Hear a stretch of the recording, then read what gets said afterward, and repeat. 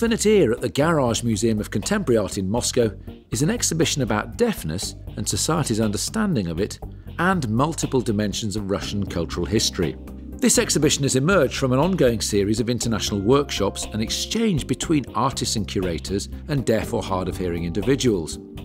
The result is a so-called sonic space, where the public is invited to listen, feel, understand, reimagine and play sound in new ways. Highlights include Within by Terek Atui, a display and performance featuring newly invented sets of instruments, and artist Alison O'Daniel's film The Tuba Thieves, which explores sound from the deaf or hearing impaired perspective. The exhibition opens on the 8th of June.